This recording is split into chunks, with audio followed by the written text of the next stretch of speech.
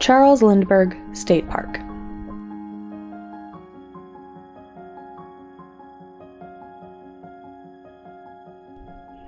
"569 acres of forest and prairie, sitting just outside of Little Falls." Established in 1931, when the Lindbergh family donated their family home and farm of 110 acres. In 1936, the WPA came in and not only did they restore the family home, but they also helped transform this former farm into the park that we know and see today.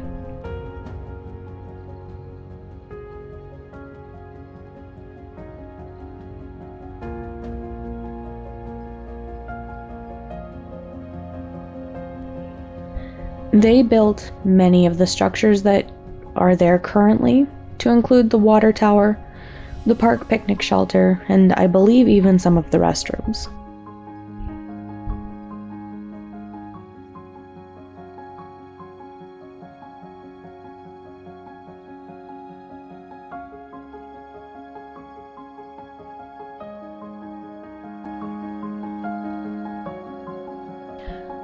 Hiking here was a very nice change, even with the fog and the mist. There was a sense of peace and calm in the park.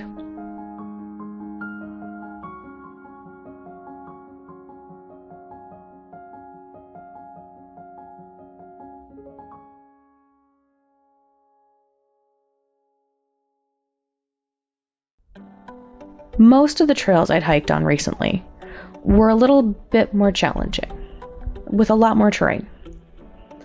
Here they were nice and flat, and easy to just enjoy.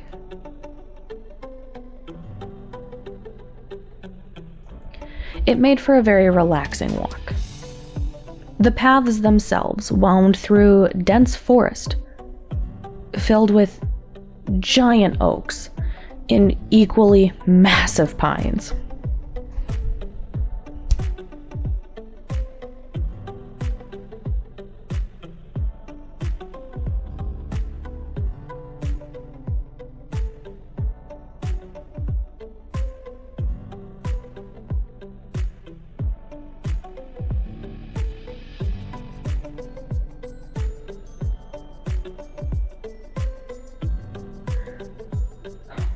Well out on the trail, you get to walk past another historic marking point.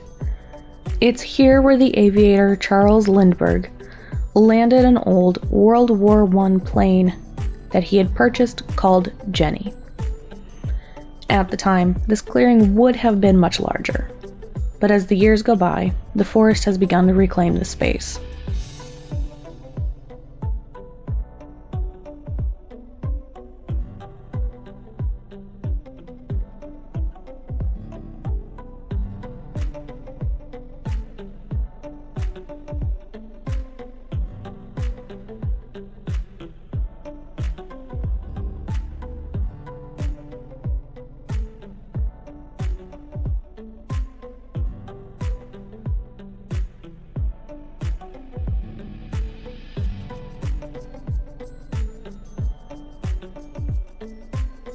After the landing site, the trail continues on and you find yourself sandwiched between forest on one side and prairie on the other.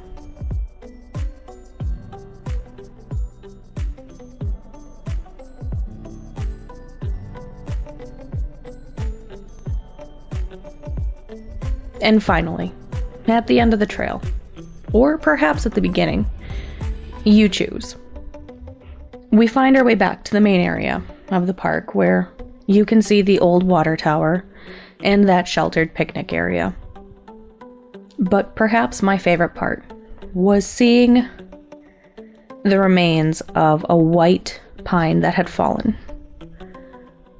Once called the Sentry, this white pine stood over 100 feet tall and was around 4 feet in diameter.